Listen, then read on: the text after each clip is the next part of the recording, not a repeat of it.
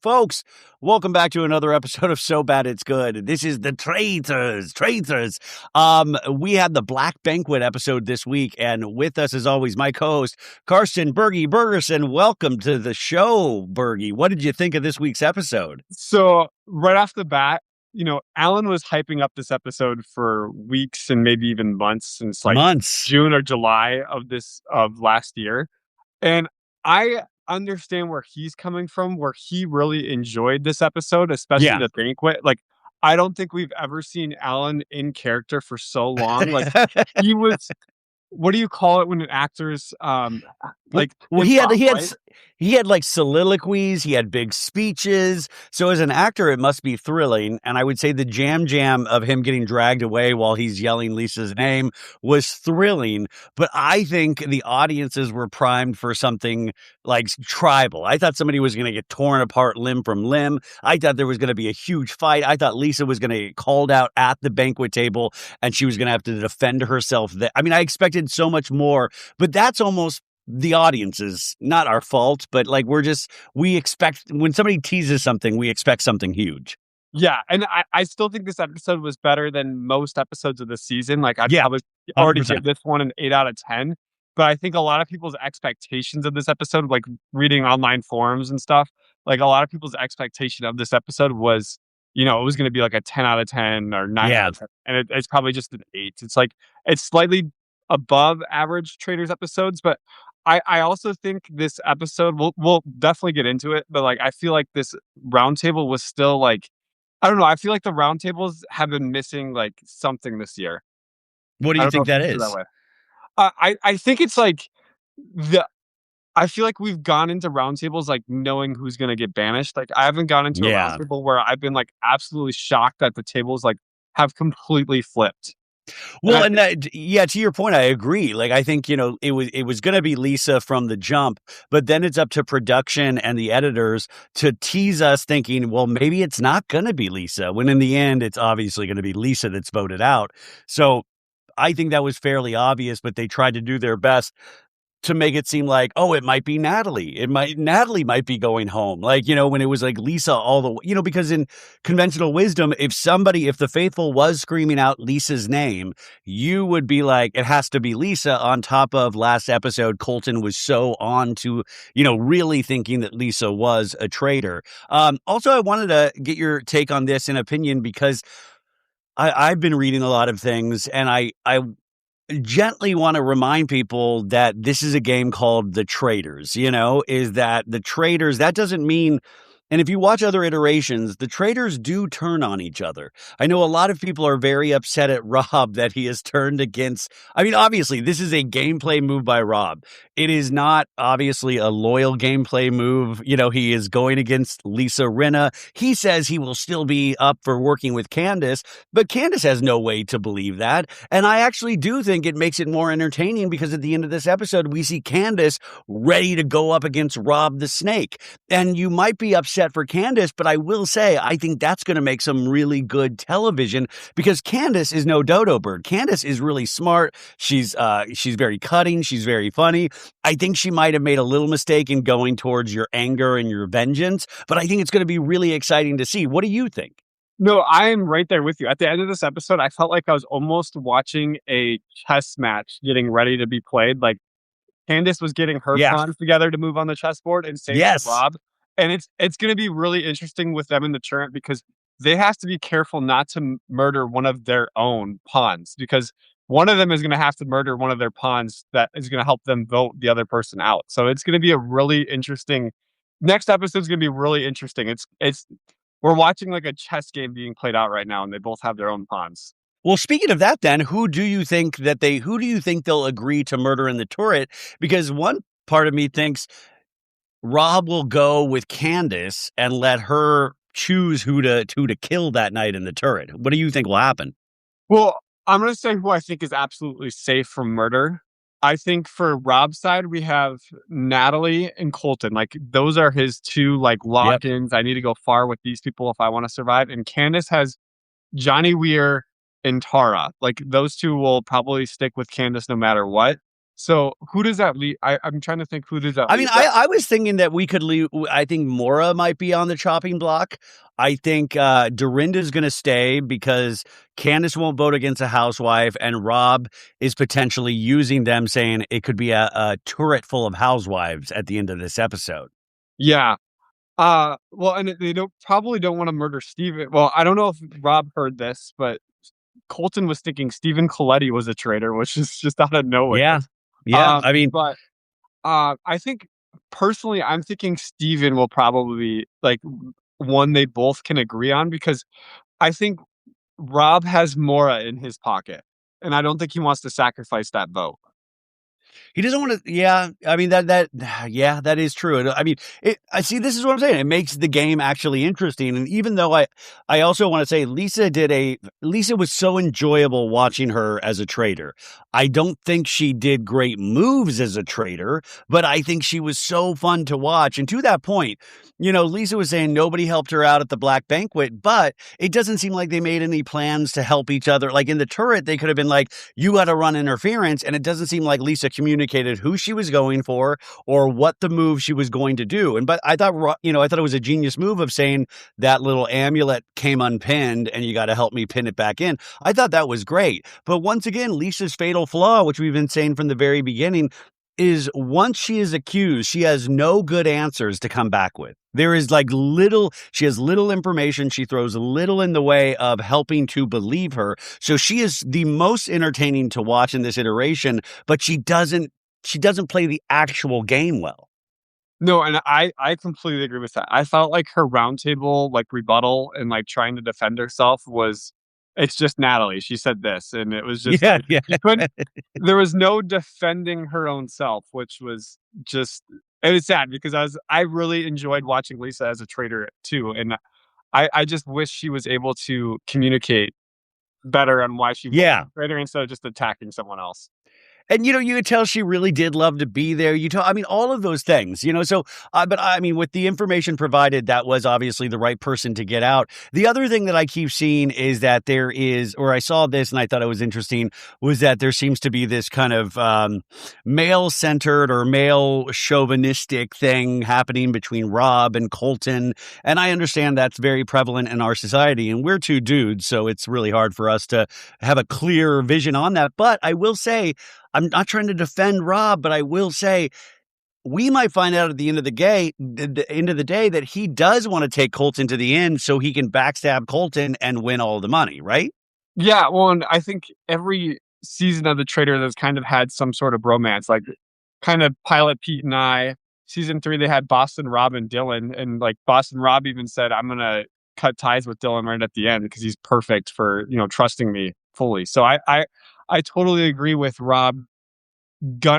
Just going through the rest of this game with Colton, and then just getting to the final fire pit and finishing the game with him, and being like, "I was a traitor. Thanks for helping me win." Yeah.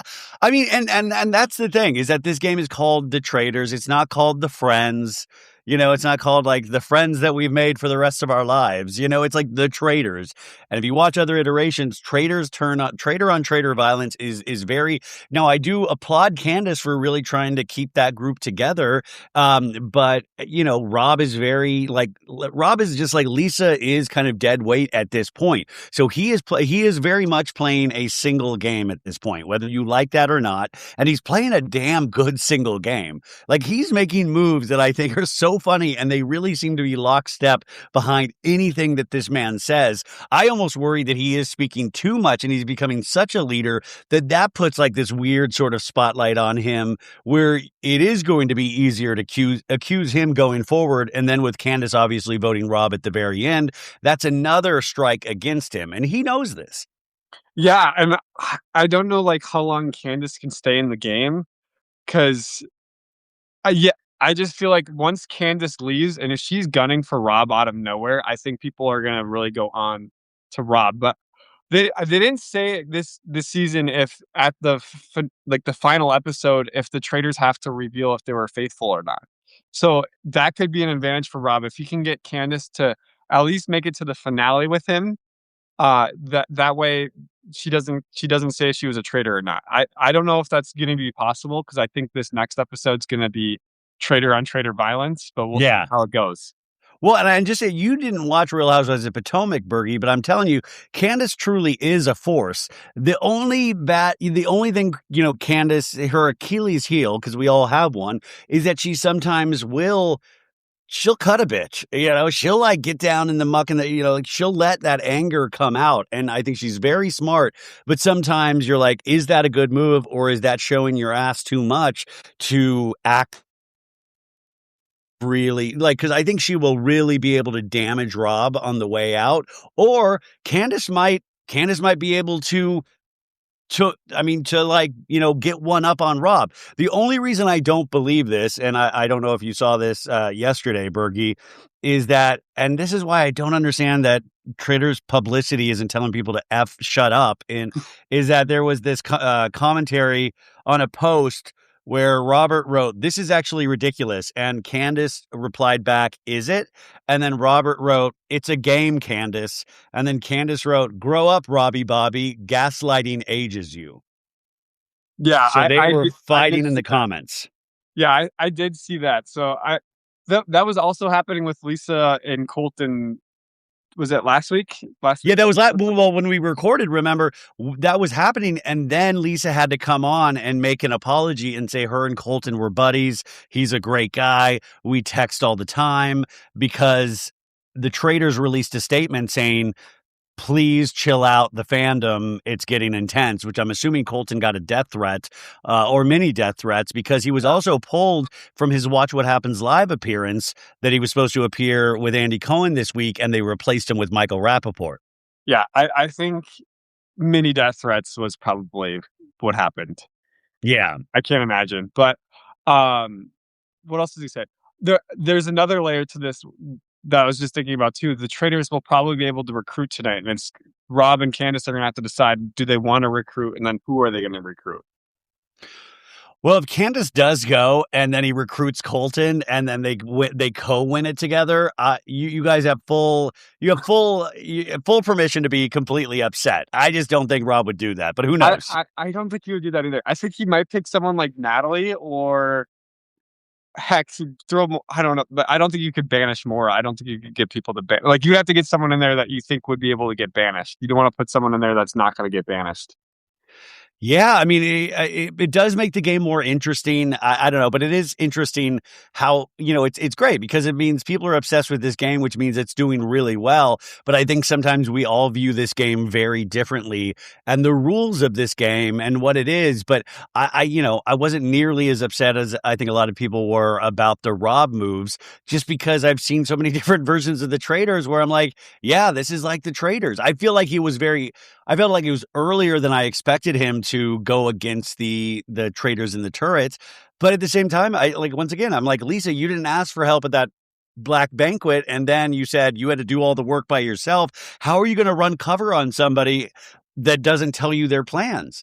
If they don't know Lisa's plans, they can't. Now, Candace did help Lisa throughout this episode. Rob did not help Lisa at all. Rob went actively against Lisa. Yeah, and I agree with that. And I also think that Rob, the whole episode, was throwing Lisa under the bus, but he said it in one of his master interviews where he was saying Lisa was dead like 3 days ago. Like, I can't save Lisa at this point. Yeah. She's already hit the iceberg.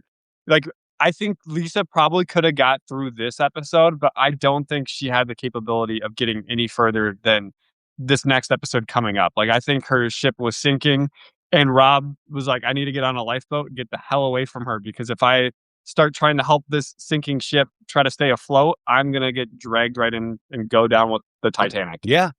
And now I know everybody tunes out when they do the challenges, but also the challenge, whether you like it or not, plays a role in this game. And I do want to point out that Rob obviously seems to be very excellent at these challenges, where the Housewives contingent seems to be, that's their weak spot.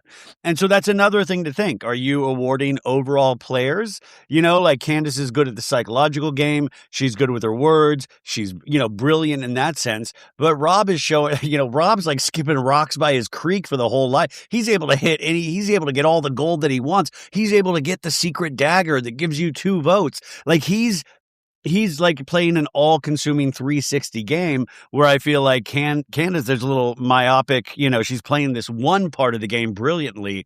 I don't know. That's just how I see it. What do you think?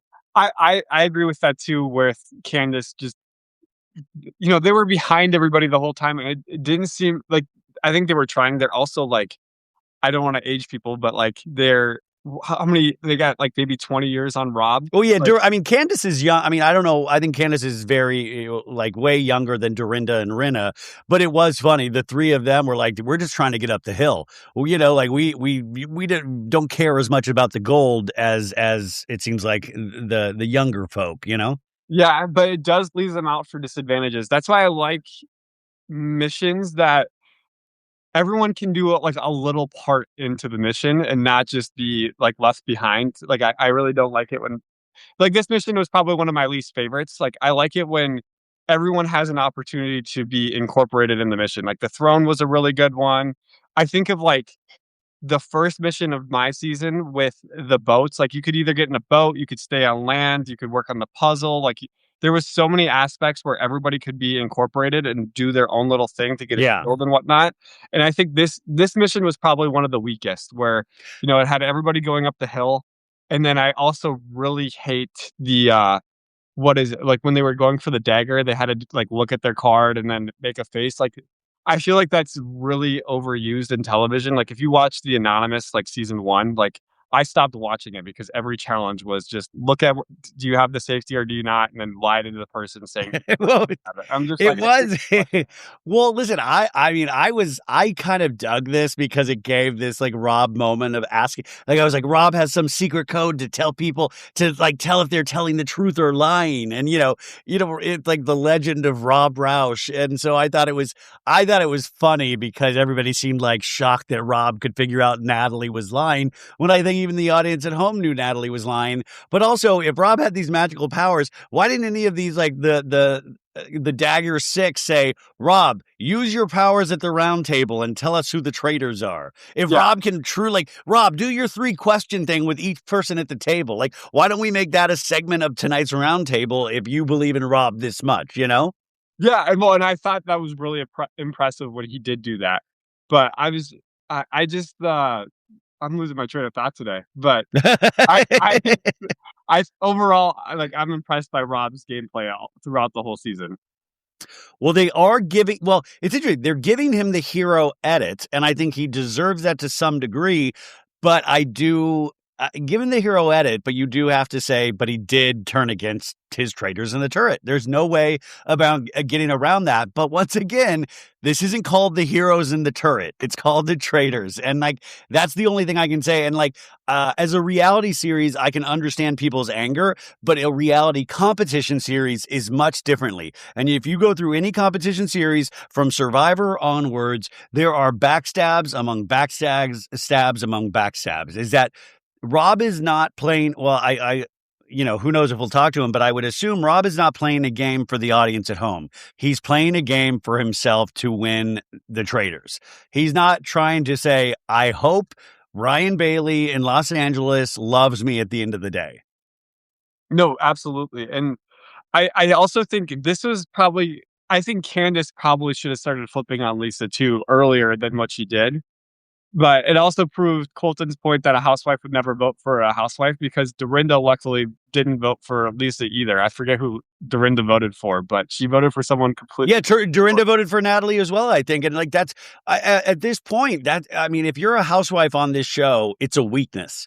You really have a target on your back if you're a housewife on the show. And housewives, besides Candace, do not play the game nearly as well as the other blocks of play. I mean, I love the housewives, but it's just true. But they're so fun to watch. But I don't think they have the best track record thus far. So it'll be interesting to see going forward if we just break up the housewives block entirely by the housewives themselves. And I think Candace is playing Candace is obviously very smart, very brilliant, very funny, all of these things. And I think Rob, now that they're going toe to toe at the end of this episode, I think it's going to be insane to watch. I mean, I can't tell you that I know Rob wins this for certain. The only reason that I think maybe she doesn't win is because they're going at each other in Instagram comments.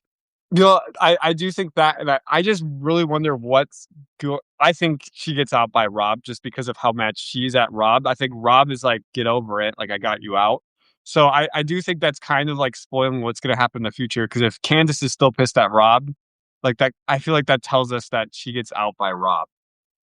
Yeah, I mean, it tells us something. I mean, and that's why I'm like, bravo PR. You've got to lock these people's accounts. Like you just can't let them say anything about the game. Like I know that must kill you, but like it's I don't know. Anyways, so we start the episode. This is called The Black Banquet, obviously, and I want to point out once again, Lisa in the turret was the one that volunteered to wear the amulet, and I do think that was a fatal mistake by Lisa Rinna and Bergie. If already Lisa was on the chopping block because Colton was gunning for her, and already Rob was being suspicious, why wouldn't Candace and Lisa make Rob wear the amulet? Like, you want to be a traitor? You want to be faithful to us, the traitors? You're going to wear the amulet. There's too much heat on me, Lisa Rinna, and I can't do it because I might flub something, and which she did. Well, not, but like people accused her immediately. So it should have been Rob wearing that amulet to prove his faith to the traitors.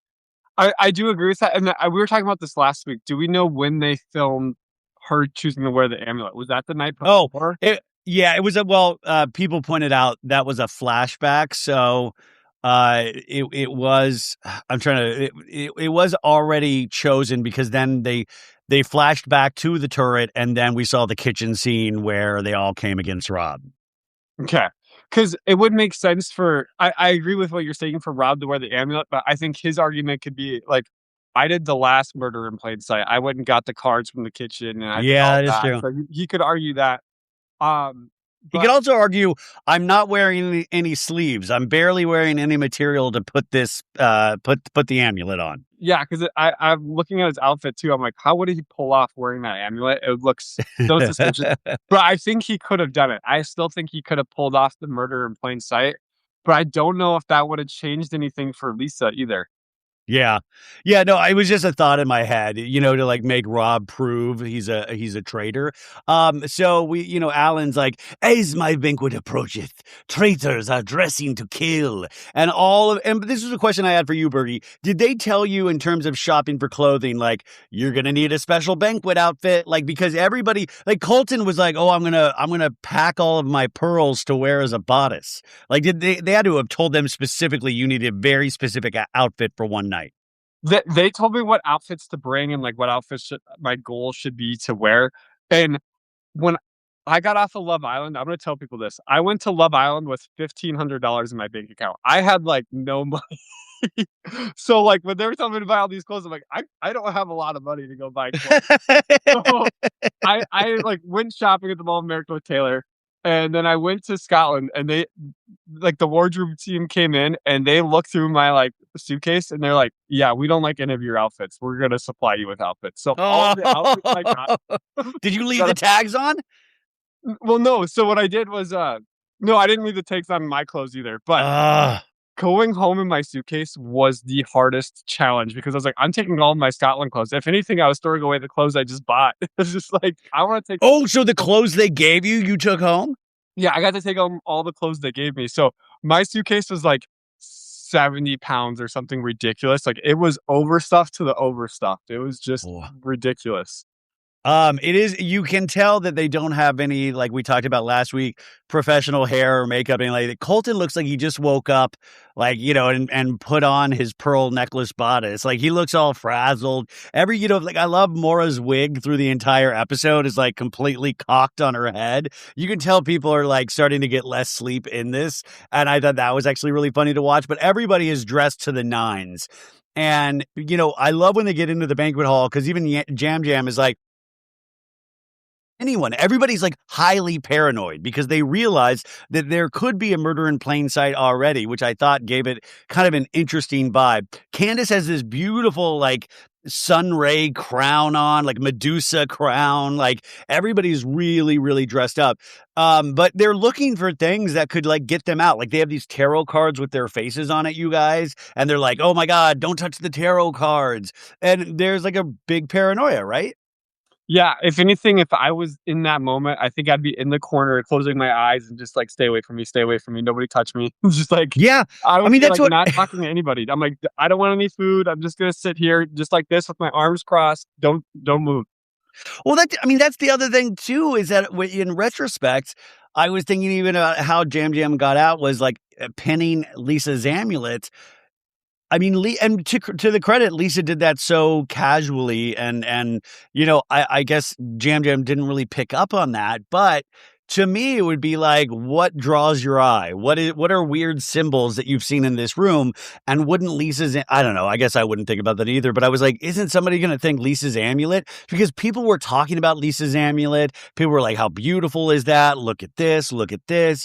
And if you think about Lisa, if you think Lisa's a traitor, it can't just be the air kisses. What else does Lisa have on her? And I do wish there was some sort of conversation around, if we think it's Lisa, besides air kissing, was there anything on Lisa that could have killed you? Like I just wonder if they thought about that at all. Well, and I don't know. Like Alan comes in and it's like in the moment, and he's like, "You got like 3 minutes to decide." I don't Yeah. give them a timeline, but he's like, "You got to choose quick players," and then I think under pressure like that, you're not even thinking of Lisa, like, because there's other traitors. You're like, who did I Yeah, yeah, yeah. back with? Like, you're I not more love just about Lisa.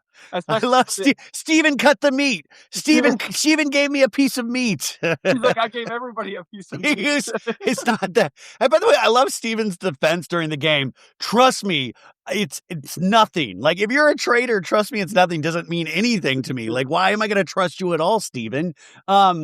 I love Lisa at a Talking Heads like, everyone's so on edge, but I'm Lisa fucking Rinna and I know how to work a room. And then she goes, you look amazing. You look amazing. You look amazing. You look amazing. She says you look amazing 300 times. And I'm like, what? You know how to work a room?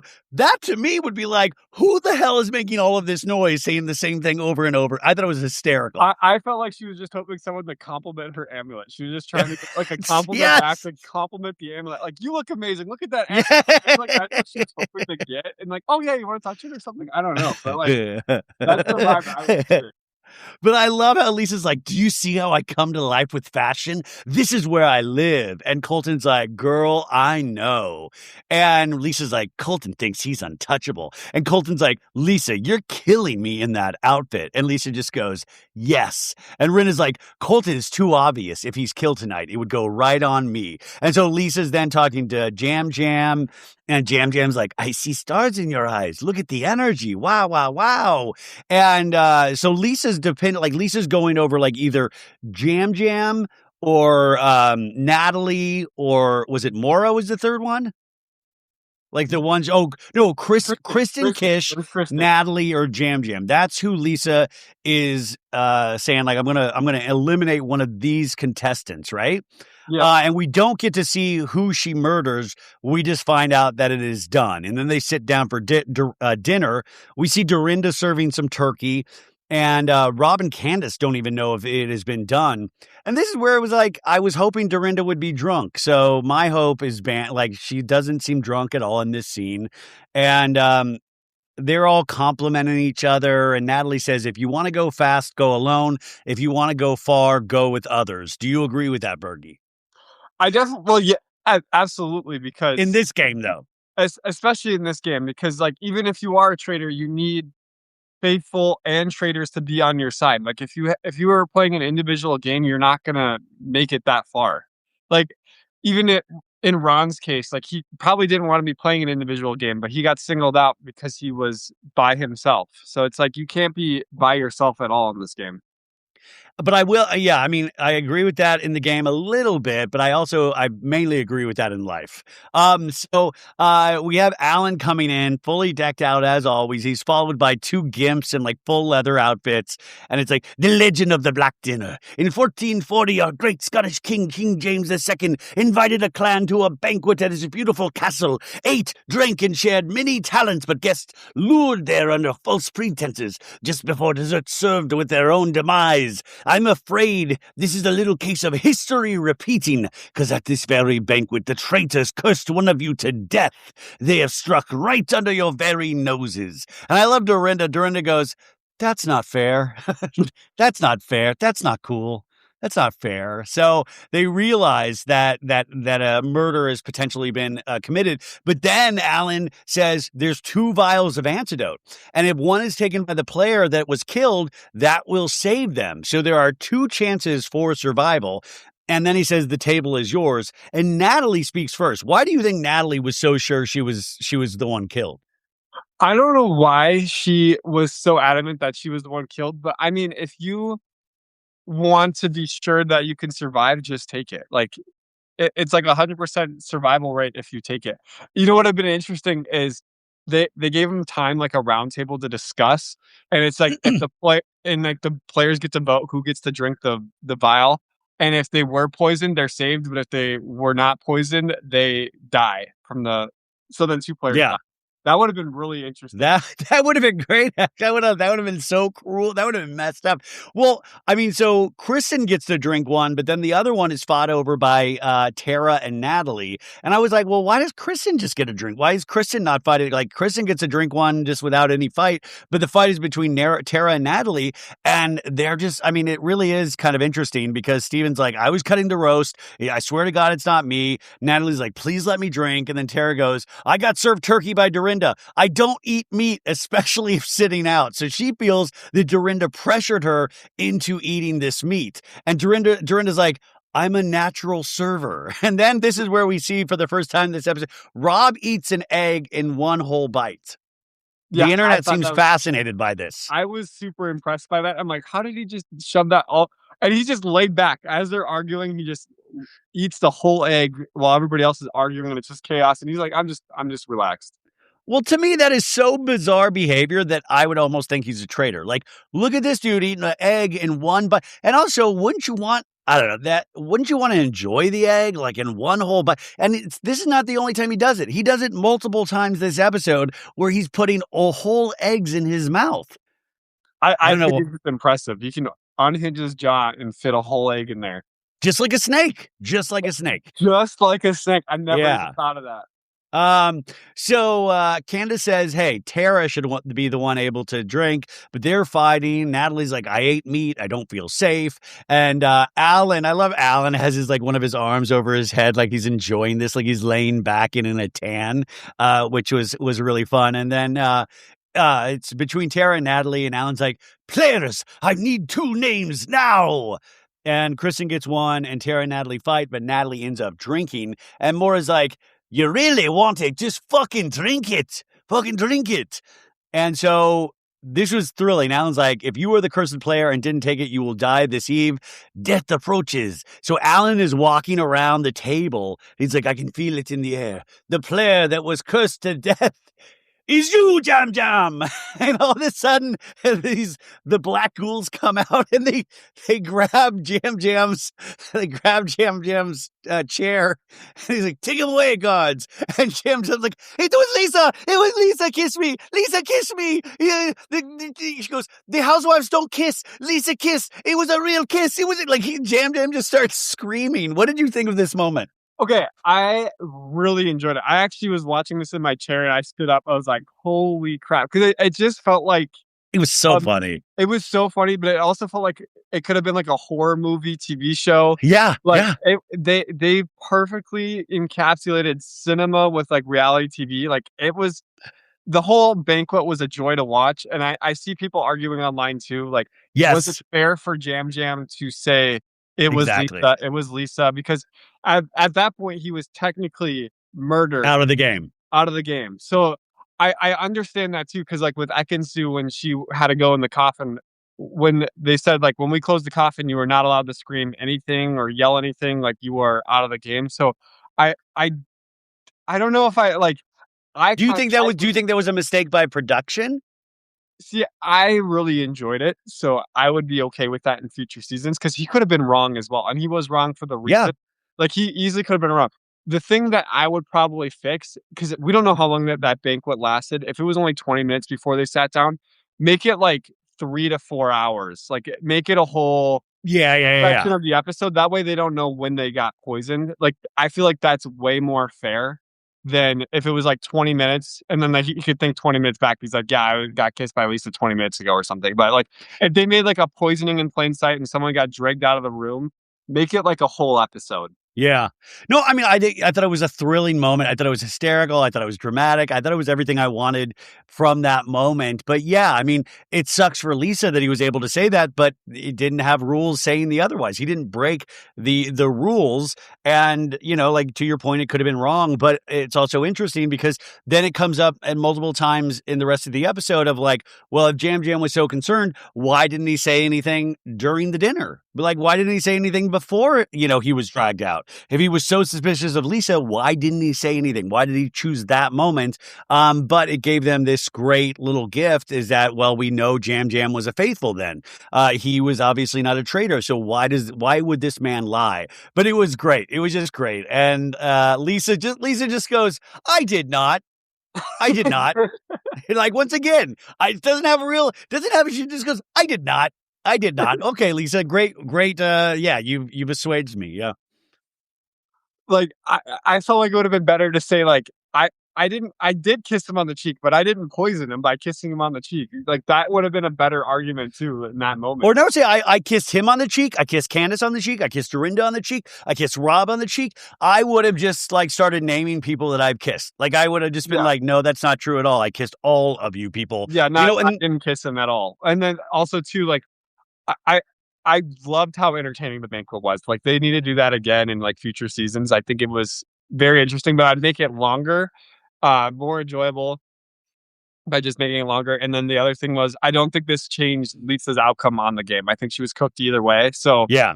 For people defending Lisa, like she should still be there because Jam Jam got to yell out. I don't think that's necessarily true either. I think she was cooked. Yeah.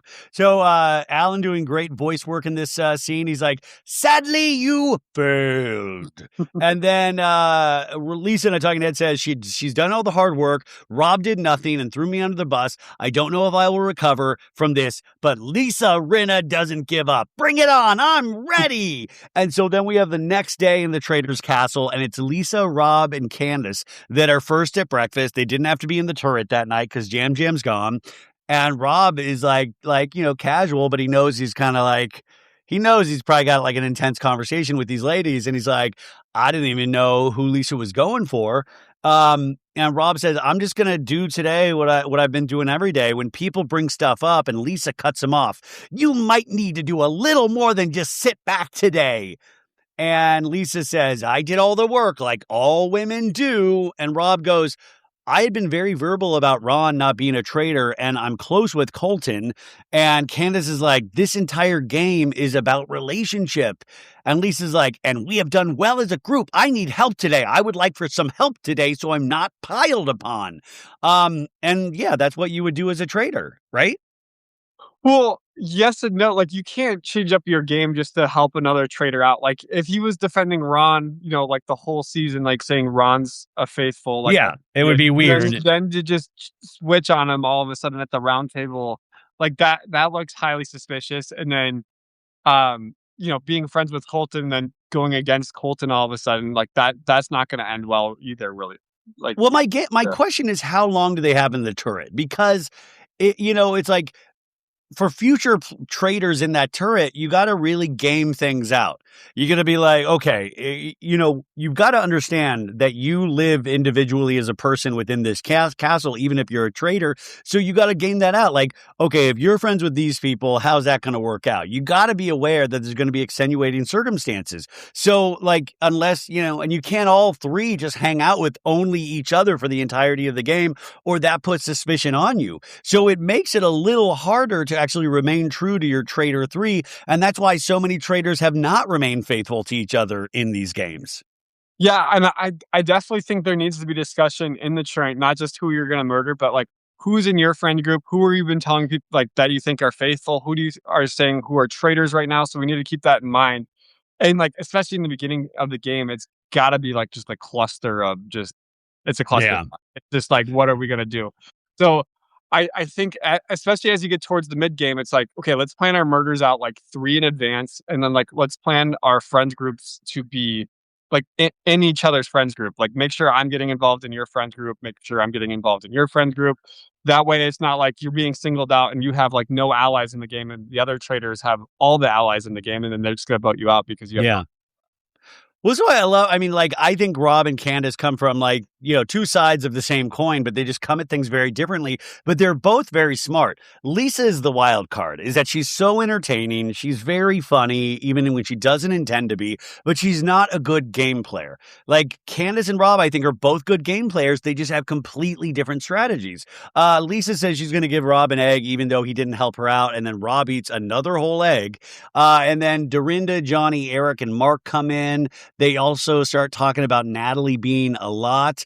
Candace says, well, Lisa kissed Maura and I kissed Maura, so she's already standing up for Lisa with this new group that just came in. Then Maura, Steven, and Colton come in, and Steven says that he actually has some heat on him. He's like, wow, this is the first time my name's been brought up. And he brings up, why didn't you Jam say he was concerned about Lisa before he was taken out? And Colton says, you gave him a kiss, Lisa. And Lisa says, I air kissed him and said he looked fab, but you're a dog with a bone, Colton. So, okay. And he's like, I wasn't dogging you, Lisa. Jam was like, on you. And we know he's a faithful. And Rob just goes, guys, can we please have some breakfast? Like, Rob tries to shut down the conversation. Are you allowed to do that? Are you allowed to shut down the conversation? I mean, you are, but that's also like, I don't know if that ever really happens, which is kind of crazy now that I think about it. Like, I'm trying to think of like if conversations got shut down, and it's really suspicious when conversations do get shut down. Yeah, I thought that was interesting. I thought that was actually like a weird little move. I mean, it's a very faithful move of like, this guy just wants us all to get along. And Colton says in a talking head that he's already done a lot this game. And the best strategy would be to like, just chill out and just play it very carefully. And then Kristen, Natalie, and Tara come in. Tara apologizes to Dorinda for talking about carving the meat. Natalie apologizes for choosing herself to take the potion. And then Alan comes out and says Jam is toast. This is where I noticed Maura Higgins' wig was insane. Did you it was like half cocked on her head. Did you notice that? I had no idea that Maura Higgins was even wearing a wig. So. Oh, dude, she's wearing multiple wigs, and you can tell she's having to do it herself. So like the wig placement was go back and it was so funny. So now our challenge, you guys, is a monumental challenge. And Johnny tells Mark that gamers are killing gamers to take the heat. Like Natalie thinks it might be Natalie, and that gamers are killing gamers, and this was to take heat off her. And Natalie, Clayton, and Lisa are those are the ones on Johnny Weir's radar. And so we have a little time before the monumental challenge. So Candace says Natalie was trying to keep the potion for Natalie because she's a traitor.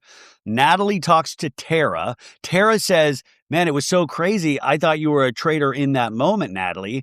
And Natalie says, or I don't know. Anyways, but Natalie says she misspeaks and she goes, we banished. So she spoke as a traitor in that moment. And Lisa hears this and goes, oh my God, did she just say that what I thought she said? I'm going to use that.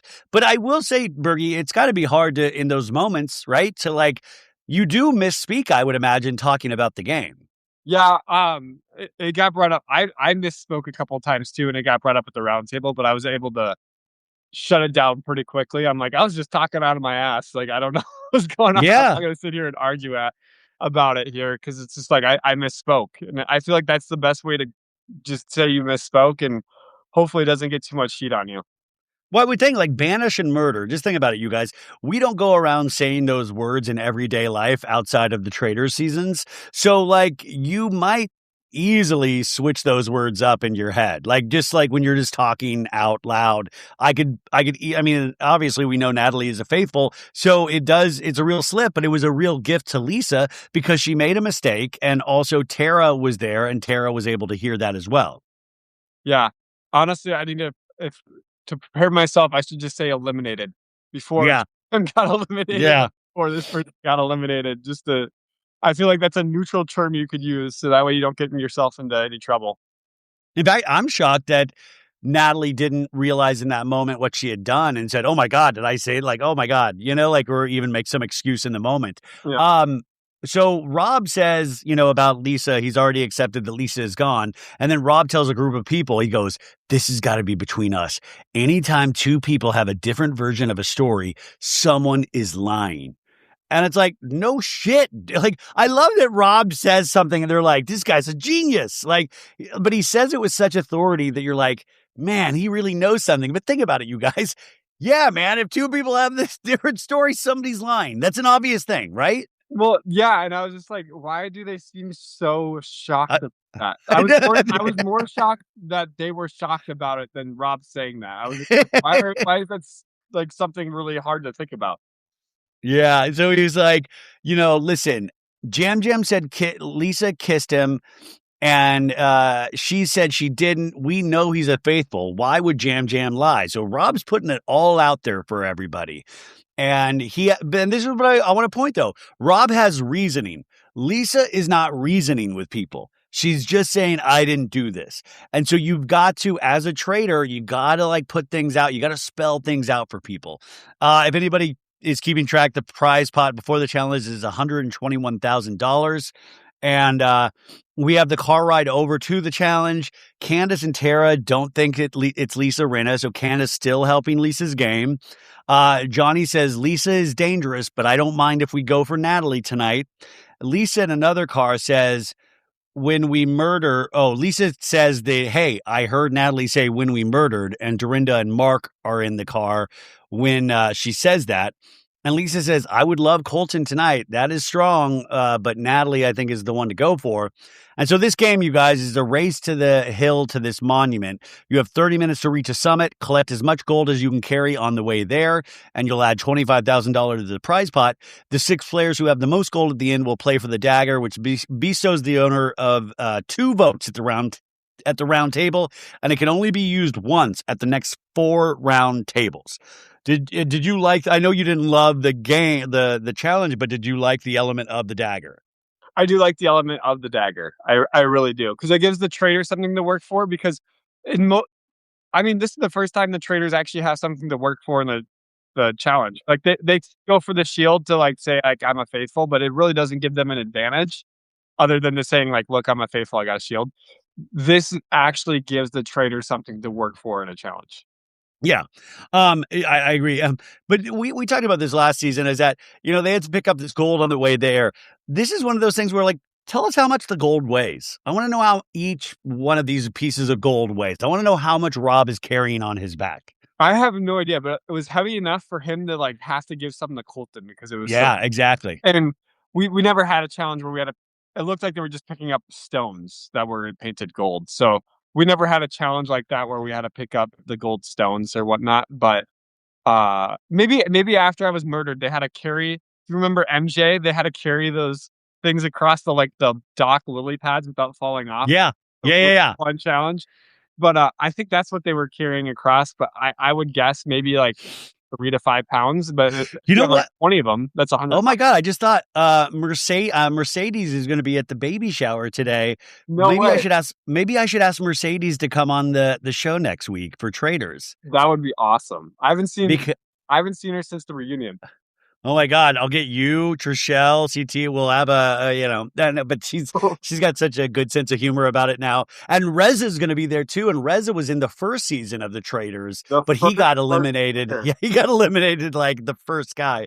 So anyways, there's like one challenge where you can take the gold that you already have and smash urns. And this is where Rob's like, I grew up on a creek and I was skipping rocks for just days on end. And he like hits and by the way, Colton's a fucking football player and he can't hit shit with this. Did you notice? Well, I noticed that, but like, there's only one good thrower on a football team, and that is the quarterback. Everyone else sucks. I'll be I throw football. I played football for 11, 12 years, and I cannot throw a football to save my life.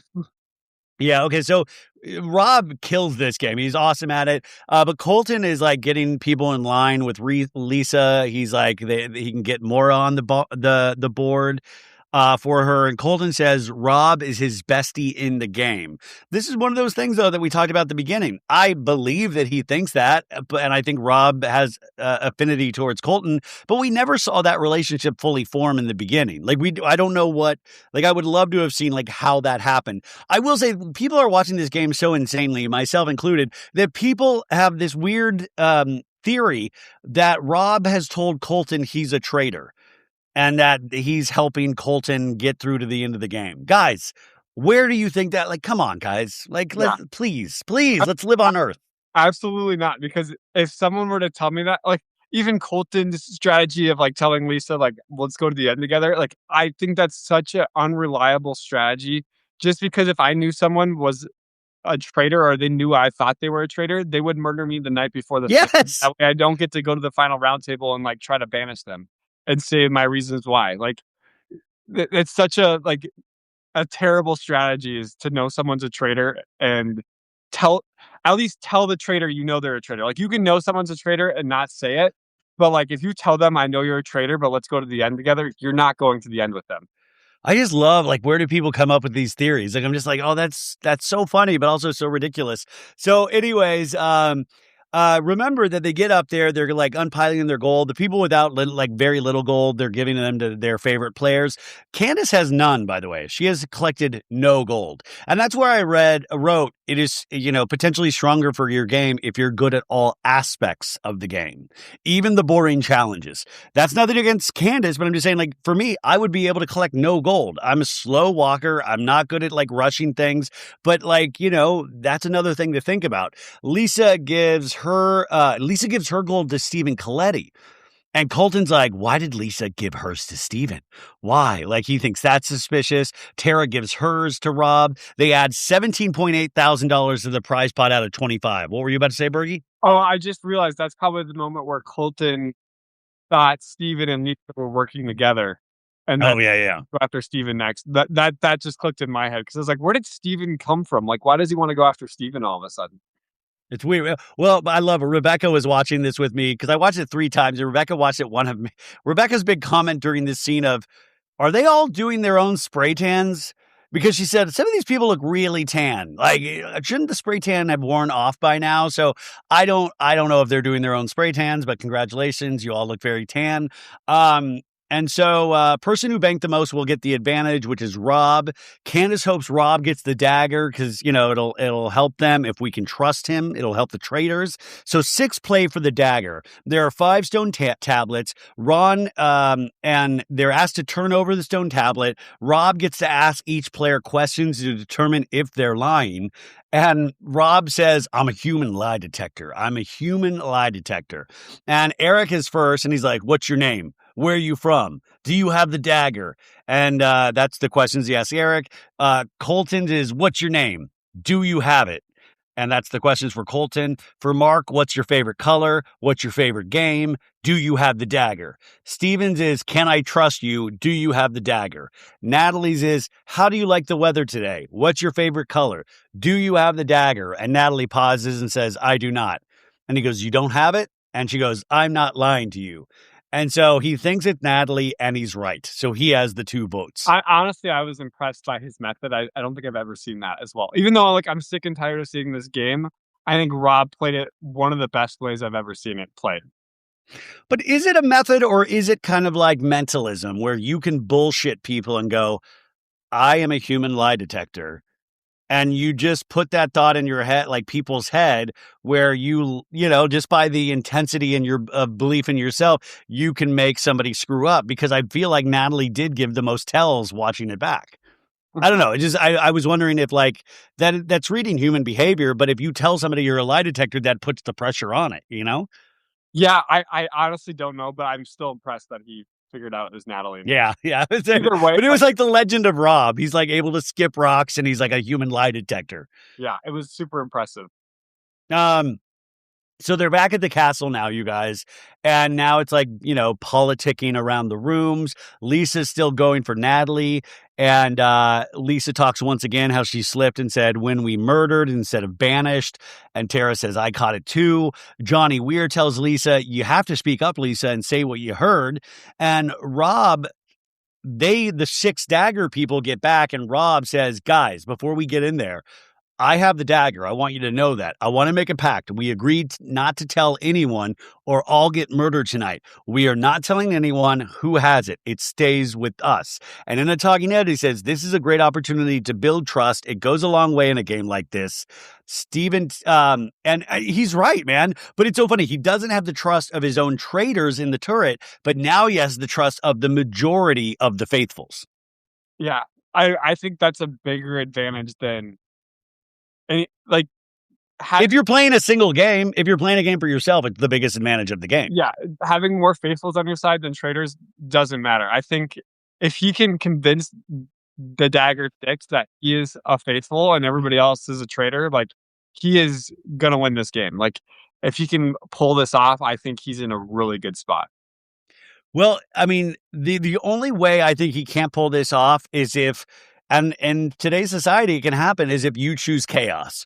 If it can be convinced of like the person that we do not suspect at all, that's the person. Because I truly think he is not on anybody's radar until Candace voted his name at that round table. And he's played everything brilliantly with the faithfuls. Now, here's the thing. This is what I keep going over in my head. Once again, this is called the Traitors. So, to me, it's a brilliant solo game he's playing, like to get everybody's trust. And that helps him out long run. And Candace is playing a game for the Traitors, not for herself. And so, once again, the name of the game is the Traitors. So I think Rob, unfortunately, is playing a better game of the Traitors. He's just playing an evil game. Honestly, too, as I'm thinking about it, he's going to have a really good argument for why Candace is a traitor and why he's not next week. What do you think the argument is? Well, Candace went down, like, protected Lisa until the very last minute and then gunned for Rob. It's going to be, he's got to pull it off where it doesn't look traitor on traitor. But if he's able to do it, he could get Candace banished easily next week by like just throwing all the arguments for Candace. You can also point out she's gone with Lisa every step of the way. She stood up for Lisa every step of the way. And you can say that's not just housewives protecting housewives. There's something more there. But you're right, though. If other people have seen other iterations of the Traitors, not just the U.S. version, you have to make sure it's not traitor on traitor violence, which happens a lot. Yeah, he has to just stay calm, relaxed, and then I like just take the attacks on, but don't react to them, and just gun for it. And we'll see how he pulls it off. I think he could do it. I think he could pull it off. He stays relaxed. She's gonna gun for him, and then he raises his hand. He's like, "Give me the dagger." But you know what? But this is that'd be amazing. But this is that. But by the way, that version is like the version of last week when you said, "I hope Lisa comes in and throws the amulet at Colton." Hey, Colton, catch! That was your idea last week, which would have been thrilling. But I mean, I will say, though, not in Candace's defense, but Candace already did what she needed to do. She reminded people to like why she's missed on Potomac. She reminded people she's good on TV. And next week's going to be a thrilling episode because I would never want to go up against Candace. Like, I mean, Candace will claw, scream, kick, pull your wig, all of those things going down, and she will read you. And so I think I think this will be Rob's hardest challenge is to figure this thing out. And I think that's going to make for a great show if you can take your personal feelings of her. Yeah. So Johnny says, we all think Natalie, we need 7 to control the table. And Mark, Eric, and Rob, they think it's Lisa still. They're going for Lisa, and that includes Rob. And Steven tells Rob and Tara that they're all going Natalie. And Rob says Candace is cooking up a storm. She is fighting for Lisa's life. So Rob realizes that Candace is fully fighting for Lisa, and he isn't. He's very aware. Yeah. Natalie tells Colton, Rob, Natalie tells Colton that Rob, Tara, and Lisa are saying my name. So Natalie's aware they're gunning for her. And Rob says, I am taking on Lisa Rinna. I'm going to get chewed out by 2 scary housewives. So he's very aware. And then we have the round table. Follow me down into the valley night where all the flowers bloom. And Lisa says, the heat's on me. They're coming for me. And she says, survivor people scare. Oh, Natalie says, survivor people scare. No, Lisa Rinna, sorry. Lisa Rinna says, survivor people scare me, but I'm the survivor. I survived 8 years of Housewives. And Bergie, why that's important for the Housewives fans listening or watching this right now is because Lisa, there's a lot of debate if Lisa got fired or she chose to leave Housewives. I believe she was told her services are no longer needed, but they allowed her to say that she was stepping away. Lisa has a lot of resentment towards Bravo and the Housewives. And that's why I was surprised she was on this in the first place, which I kind of thought, well, that's a good sign she's made peace. But I think even at the end, you can tell she really needed this. It really meant something to her, which I thought was sort of beautiful. But I think she feels very wronged by Bravo, and she feels like she survived. Even though I will argue Lisa became unbearable, the Housewives show changed her into kind of this evilish character. And so I was glad that she was able to but I think she's been very scarred by the Housewives experience.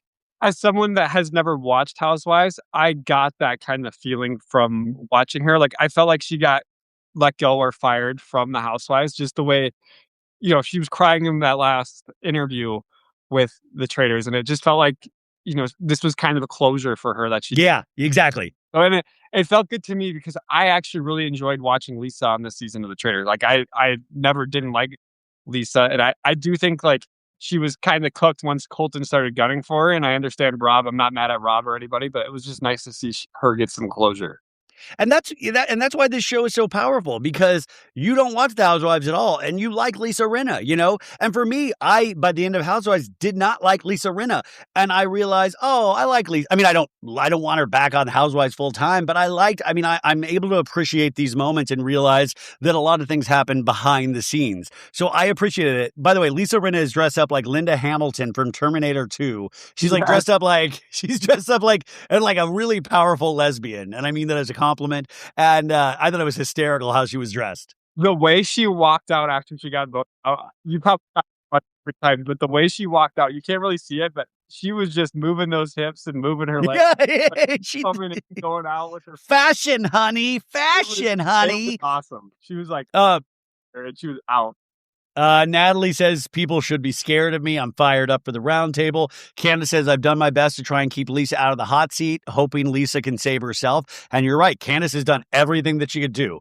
And so the floor is yours, Alan says. And Lisa says, Natalie, she hits her with you said the murdered instead of banished. And Natalie goes, I did not. Now, if we go by Rob's theory, if one person says a story and the other person says something, somebody's lying, according to Rob. So Natalie says, I did not. Which already is like, Natalie, that's not the defense right here, But I thought Lisa was going to be able to hop on that, but she didn't.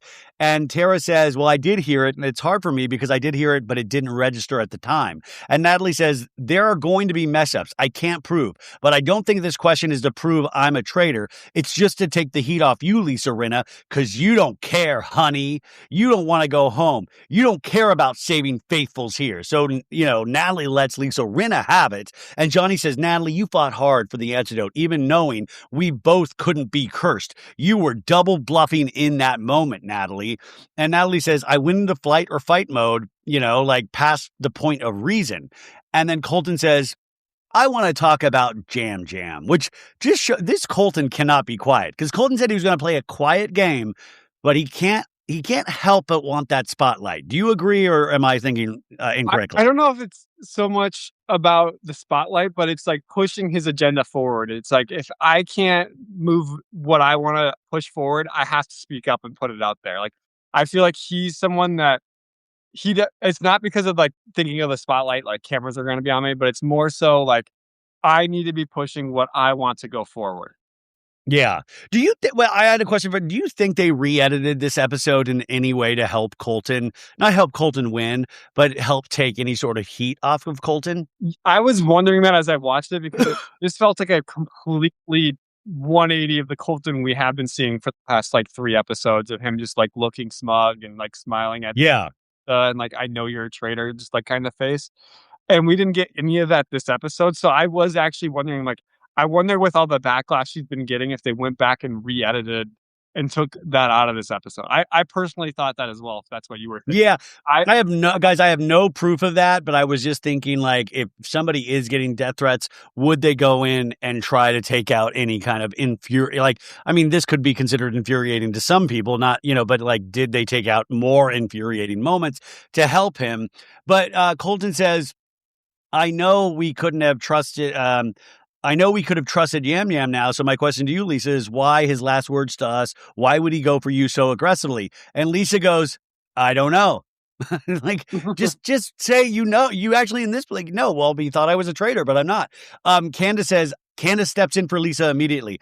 I don't think it's fair to paint him as a hero. I remember Jam Jam fake crying earlier this season, which is true. So Candace steps in. This is the kind of shit Lisa should have said. Candace should not have had to step in for Lisa. Yeah, and like you were just saying, like when someone says, like, why did Jam Jam say your name? Because he thought I kissed him and I was a traitor and that's why he got murdered. So then he started yelling my name. Like it's not, I don't know, like just say what you know, like speak slow, think about it, and speak logical the best you can. Like instead of just firing off something and just to get some words out. Like it's important to actually think what you're saying. And this is something you get taught as like a 3-year-old, think before you speak, or like a 5. Like that's what you really need to do. Like every word in a sentence matters at the round table when you. But you know what's so funny? To your point, though, I think the housewives are trained to just act emotionally immediately.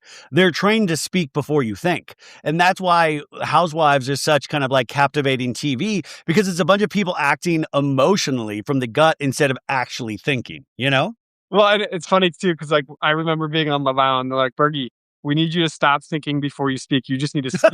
We want to know stop thinking about it. Just speaking too slow. Just get it out there because you make when you just speak. And they were telling me to do that on Love Island all the time. They're like, we just need you to speak. Just go. I love that. Oh my God. But Candace, Natalie says it doesn't serve Jam Jam to say your name. He's out of the game. Maura says, I'm nearly sure you did kiss him, Lisa. I remember thinking, I hope she doesn't kiss me and put her makeup combo on my face. I love Maura go, I remember thinking I didn't want you to screw my makeup up. And Lisa's like, no, I air kissed people. And Dorinda steps in for Lisa and says, I was there too. When Lisa came in, she definitely air kissed. She air kisses everyone, which is such a funny thing to argue about. And Candace says, yeah, she air kissed me too. And Dorinda says, we only hear from you, Maura, when people are accused and you jump on the bandwagon. So Dorinda throws some shade at Maura. And Maura says, can I speak? I'm not done, Dorinda. Dorinda, are you done? And Dorinda's like, I'm not done. And so Dorinda and Maura kind of get into it. And then Rob jumps in and says, calmly, last night emotions are extremely high. That might have brought the worst out in some people. But the best thing to do is take emotion out of the equation. You think Natalie might be the traitor. What is the motive to make a spectacle when they are not the target? What does she gain by putting a target on her back?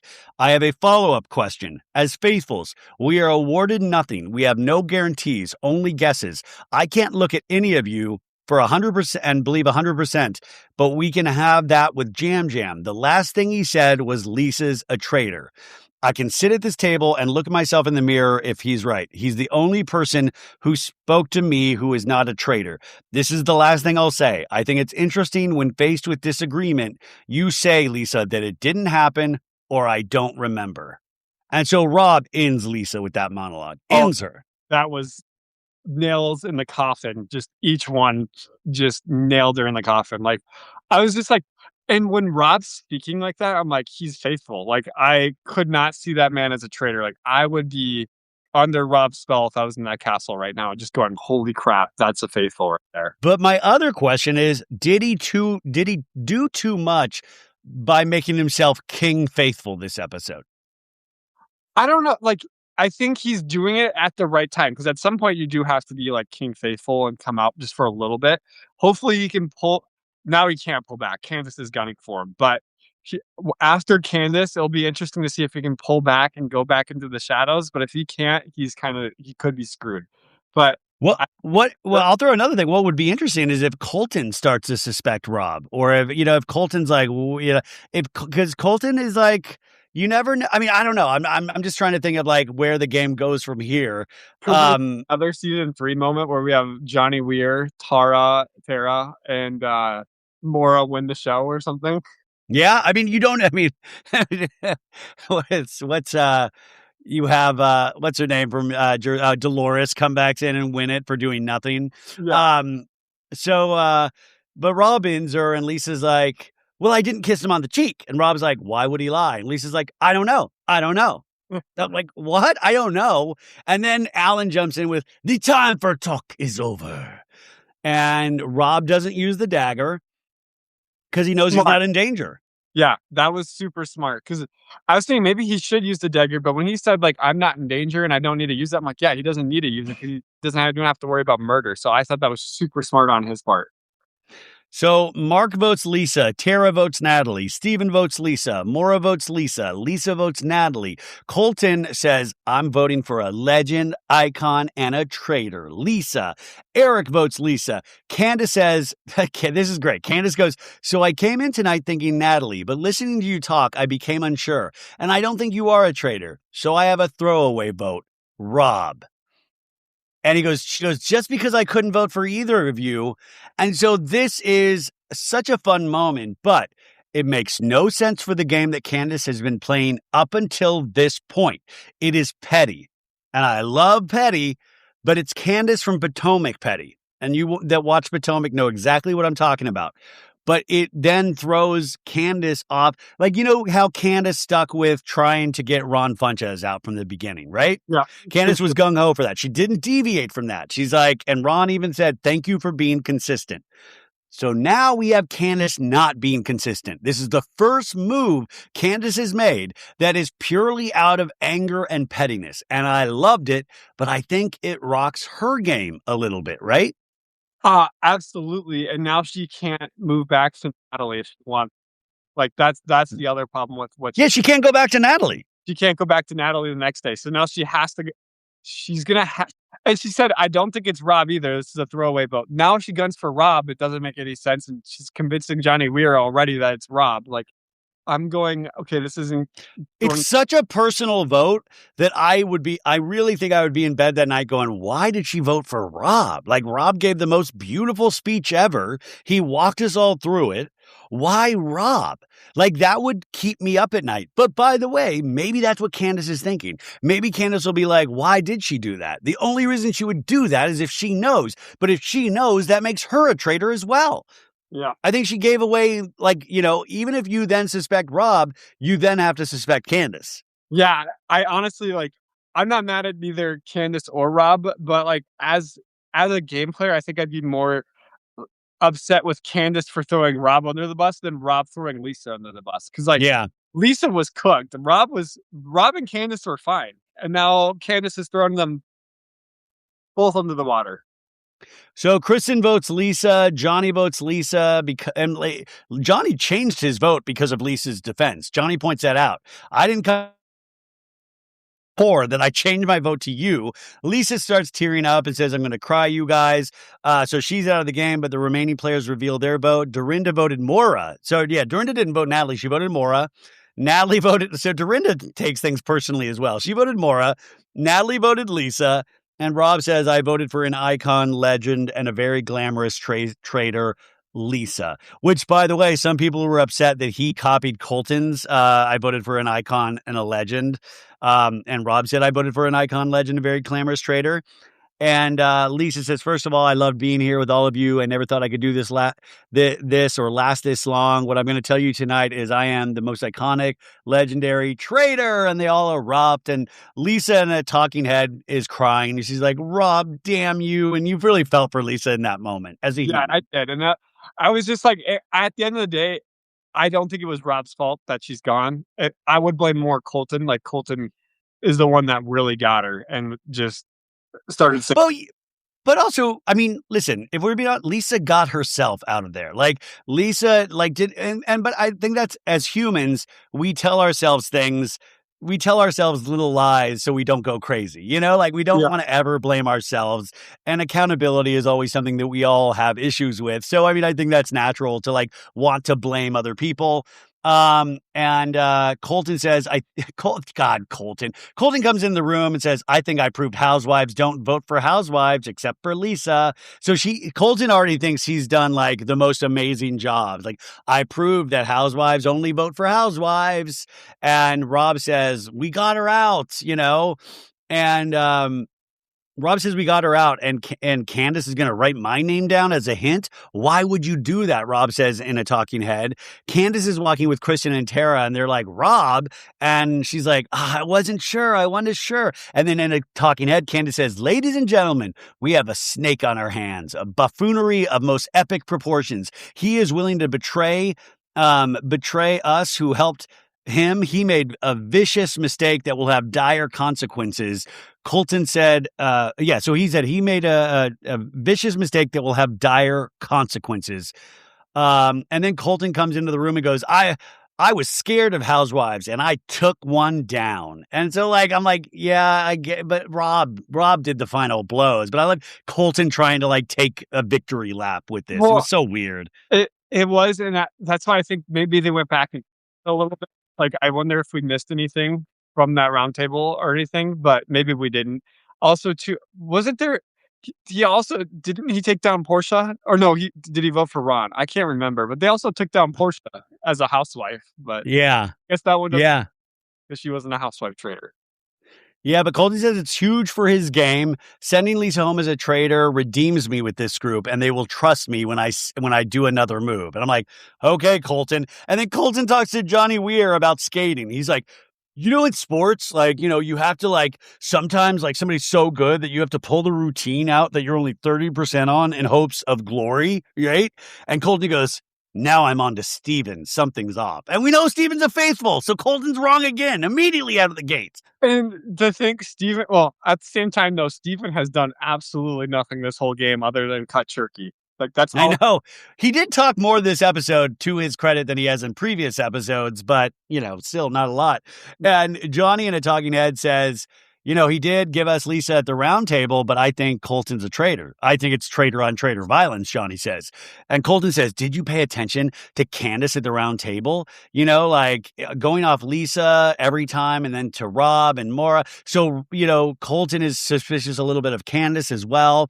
And Rob goes, do you think it's a turret full of housewives to Maura and Colton? And then Candace and Johnny, we are talking, and they're intercutting this with Rob in a talking head. And Rob says, I would have been happy to win this game with Candace. Johnny tells Candace it's Colton and Rob copied Colton's speech getting Lisa out. And Candace says, oh my God, if Rob and Colton are lockstep with each other, and they have been lockstep this whole game. And Johnny's like, I feel like we can't trust Rob. And Candace in a talking head says, Rob made a decision to disband the Traitors. The Christian woman in me is aghast, but the bitch in me that is Candace is ready to play this fucking game, and I have to take the snake down and cut off his fucking head. Like, she's like cursing, which is a thrilling monologue. And then we cut to the turret where Rob tells Candace good evening, and that's the end of the episode. Yeah, I really want to see how this. I'm excited for this next episode. Like, if anything, this episode 8 out of 10 for me, and I'm excited to see what the next episode brings. I feel like this is a perfect, like, this next episode is going to make or break the season depending on how this is played. I feel like this is 100%. Everyone's game is on the line in this next episode. Rob's game's on the line. Candace's game is on the line. and we're gonna see how it all plays out. Like this next episode is gonna show like who has the potential to win and who has the potential to not win. Well, and then the next time in the preview, they show Rob and Candace in the library kind of arguing, where Candace is like, "You are a snake." And Rob's like, "So you don't trust me?" Basically, that's what you're saying. And she's like, "Do what you're going to do, and I'm going to do what I'm going to do." And that's really all we see of next week's episode. My prediction, sadly, and I have nothing to go by, but if I was Rob, I think I would try to get Candace out immediately this next episode. You have to. I think he has to get Candace out there. And if he doesn't, I don't think Rob's going to win this game. Yeah, if he's got to use I think he's got to use the dagger. He's got to throw everything he's got at Candace, and Candace is going to do the same back. So I think we're going to have a really exciting episode next week. And if it's not that exciting, I don't know how the rest. Because honestly, like, no offense to the rest of the players, but once Candace, Colton, and Rob are out, like, I don't want to see a roundtable with more Steven, Johnny, Tara, Eric Nam. Like, I mean, Eric, you seem like a nice guy, but I just don't have any personal, And like, I feel like there would be no liveliness to the roundtable. It'd be like, "Are you a traitor?" Like, it would just be like very calm, almost. Yeah, you'll have Dorinda there, and Dorinda can sometimes be a little hot-headed in moments. So you're right, though. It'll be interesting if we get these big characters out, because Candace, Candace is entertaining, man. Like, and Lisa was entertaining, and Rob's entertaining in a very subdued way. Episode is going to be very, very exciting. I could be wrong, but I think it really does go down between Candace and Rob. And the only reason I think Candace goes next week is because Candace is being, like, Bergie, you saw, I know you're very young, but you've seen the Back to the Future movies, right? I've seen the first one. I saw. God damn it, Bergie! You haven't seen 2 or 3? I haven't. So when I watched the second one, it was because it was, or the first one, it was because it was like 2015 or 2014 when they went to the future, and I was like, oh, I should go watch Back to the Future because it's today. I hate you, Bergie. I hate you so much. You watched Back to the Future because 2015 they talk about it in the. Well, anyways, Marty McFly, played by Michael J. Fox, he has this kind of Achilles heel that's like, in movies 2 and 3 where he can't shut up sometimes. Sometimes he gets a little bit hot-headed and it puts him into bad situations. And I sometimes wonder, we all always have like this Achilles heel, each one of us. And I thought with Candace, sometimes she can't help but like speak out against injustice. And sometimes that's a beautiful thing. And sometimes, you'll say too much and you'll reveal yourself too much. And I even wonder with Candace going back and forth with Rob on Instagram, if that's a sign, if that's a tell of like, my time in the game is almost over. So I'm starting to unleash now. Cause F you, Rob. Like if that's, we're getting this bubbling cauldron of anger that is like, I'm almost out of the game. So I'm going to let it rip like a week or two before. Yeah.